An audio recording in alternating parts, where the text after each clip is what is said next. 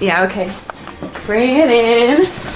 Okay, does it zoom? Look, check out Sarah's freaky eye. Cut it out. Come on, show the camera your eye. It's for YouTube. Look, we were just sitting there an hour ago, chilling out, and one of Sarah's eyes turned a totally different color than the other. Come on, it's for YouTube. Sarah? Sarah, you okay? I was just kidding. What's happening? Sarah?